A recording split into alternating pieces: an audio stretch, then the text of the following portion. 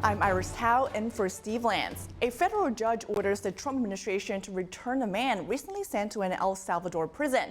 And Kumar Abrego Garcia was deported last month along with many illegal immigrants over alleged ties to criminal gangs. At a court hearing today, Justice Department attorneys argued that a U.S. judge has no legal power to bring him back to America. But the court said Garcia should be returned to the U.S. to avoid what they called irreparable harm. In 2019, Garcia was granted protected status by an immigration judge. The White House says Garcia's removal was a, quote, administrative error, but remains firm on the stance that the El Salvadorian national is a leader of the MS-13 gang. Officials added that Garcia was also involved in human trafficking. And the Supreme Court today clearing the way for President Trump to withhold grants to the Department of Education. The administration is looking to pull federal grants away from diversity, equity, and inclusion programs. The ruling comes after a Massachusetts judge ordered the government to reinstate funding to the Department of Education across 8 states. The Trump administration responded with a request to the High Court, saying the judge exceeded his authority. 5 justices sided with the White House, but Chief Justice John Roberts joined a minority vote. President Trump last month signed an executive order as a step to downsize the Department of Education, but abolishing the entire agency would require an act of Congress. And China is now responding to new U.S. tariffs by putting a 34% across-the-board tariffs on all U.S. goods. And President Trump criticizing the move while also saying that the TikTok deal is making progress. He's extending the deadline for it to be sold for another 75 days. NTD correspondent Jason Blair reports. Beijing has announced a 34% tariff on all U.S. products starting April 10th.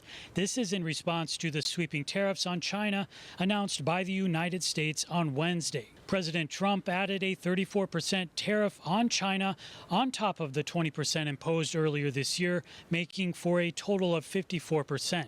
Before the 34% across-the-board tariffs, China had a variety of different tariff amounts on the U.S. depending on the type of product or industry. Trump responded to the Chinese regime's announcement on Truth Social, saying, quote, China played it wrong. They panicked, the one thing they cannot afford to do. Trump has also announced that the date of the TikTok ban will be extended. He said on social media that he'll be signing an executive order to extend the deadline another 75 days.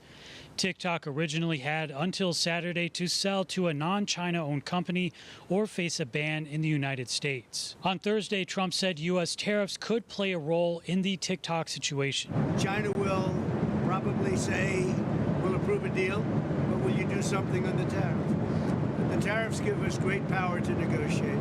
In response to the Trump administration's Chinese import tariffs, nonprofit civil rights group New Civil Liberties Alliance filed a federal lawsuit in Florida. The group alleges that the president overstepped his authority with the sweeping tariffs, in addition to levies he introduced in February by invoking the International Emergency Economic Powers Act. And staying on the topic of tariffs, 4 Republican senators joined Senate Democrats to pass a resolution that would block the Trump administration's across-the-board tariffs on Canada. The chamber voted 51-48 on Wednesday. Republican Senators Rand Paul, Susan Collins, Mitch McConnell, and Lisa Murkowski voted to pass the resolution. The resolution does not have the force of law and is not expected to come up for a vote in the House. Reporting in Washington, D.C., Jason Blair, NTD News. The Secretary of State Marco Rubio says the U.S. is working to reset global trade with President Trump's new reciprocal tariffs. That's the message Rubio is sending to NATO allies in Brussels today. NTD's Washington correspondent Jack Bradley has the details.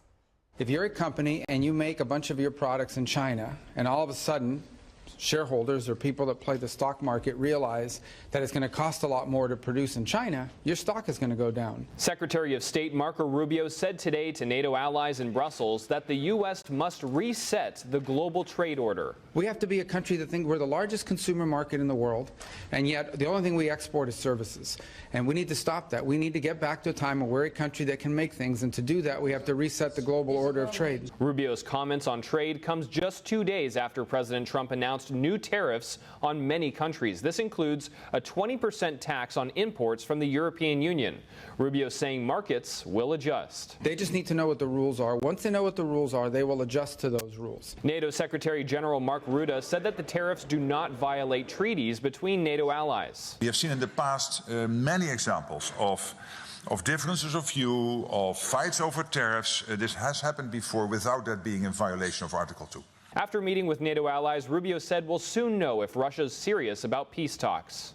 We will know soon enough, in a matter of weeks, not months, whether Russia is serious about peace or not. I hope they are. It would be good for the world if that war ended. But NATO leaders accusing Russian President Vladimir Putin of stalling in ceasefire negotiations. If Russia were seeking peace, they would lay their arms down, like today. Putin continues to obfuscate, continues to drag his feet.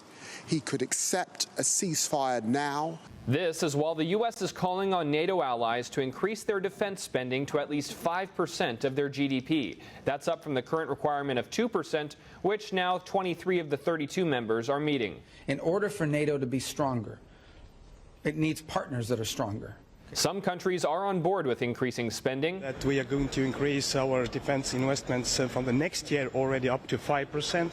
While others, not so much. 5% is, of course, much more than the U.S. itself spends, and it's a very high ambition, and we are not ready to commit to a number at this time. Secretary Rubio reaffirmed U.S. support for the alliance, having positive talks with allies amid some tension over the new tariffs. Reporting by Jack Bradley, NTD News. And President Trump says Vietnam, quote, wants to cut their tariffs down to zero as part of a fair trade agreement. Nike, Lululemon, and American Eagle all have a large manufacturing presence there. For now, Vietnam faces the sixth highest reciprocal tariff, 46%, starting on April 9th. Agricultural Secretary Brooke Rollins says she plans to visit the Southeast Asian country soon. And now to discuss the biggest takeaways that came out of that NATO meeting and reactions to President Trump's reciprocal tariffs, we have national security expert and retired Air Force Special Operations Commander Glenn Ignazio. Glenn Ignazio, thank you so much for joining us. Great to be with you. Thank you. So first of all, talk to us about the NATO meeting today. What are some of the biggest takeaways in your opinion?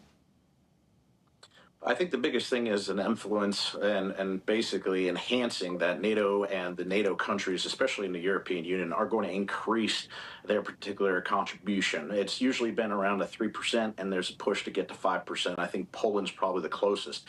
But I think this was a great thing to see Australia, New Zealand, Korea, and Japan attending, which is great because we see an influence and an increase of activities with the Chinese military around Taiwan.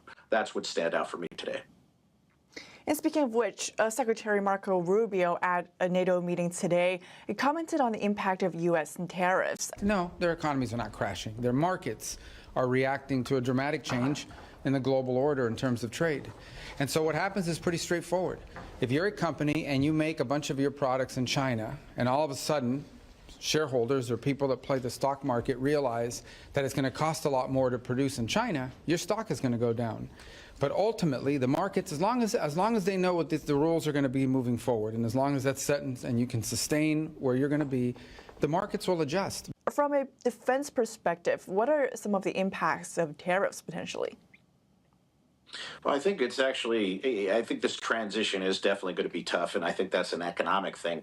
But from a military perspective, if we look at what has happened, a lot of the manufacturing, both of integrated circuits and even our medications, our antibiotics mainly, are manufactured in China. So if there was a particular conflict, it would be very difficult to take care of our people, of course, where all these things are being done offshore.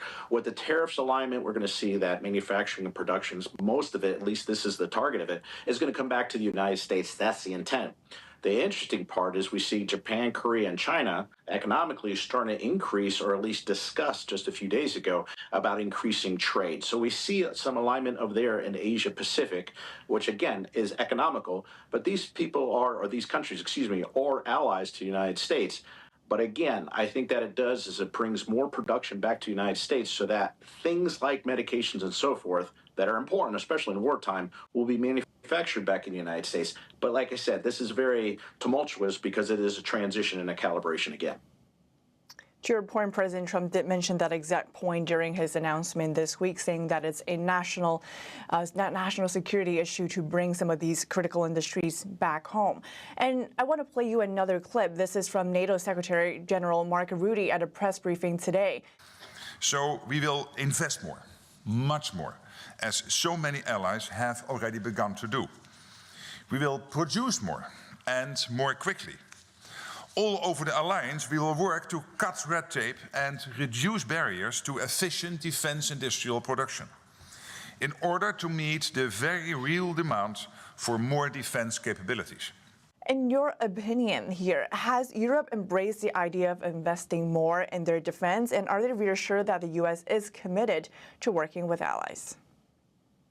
Yeah, great question. So we saw this in the first Trump administration, and it's really being echoed again in this administration, was what you would see the threat of pulling out of NATO. And what it was that we were providing 3.4% or more to the NATO organization, and a lot of countries were less than 2%. So, of course, Trump threatened to pull out if they weren't going to protect themselves because it's a European Union. So that we saw a change, and that is being emphasized again now. So what we see is that we see, again, a lot of the countries that are closest to Russia, like Poland and so forth, are increasing to close to 5%, but we still see France and Spain at a lower percentage that's further away from Russia.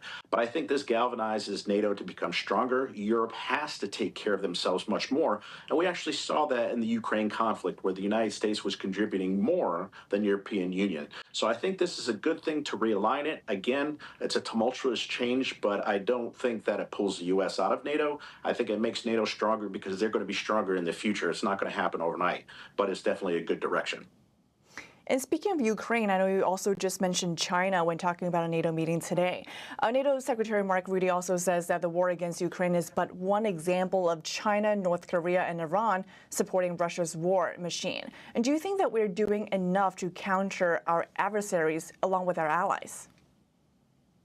Yeah, I think so. And can expect this as we look at the conflict in Ukraine. And I've been there during the war and so forth. And so we see the European Union, you see NATO and the U.S. providing weaponry supporting Ukraine. As Russia has been engaged in this conflict, we do see their alignments, with Iran and North Korea and China contributing the same. So it's literally they're contributing as much as we're all contributing.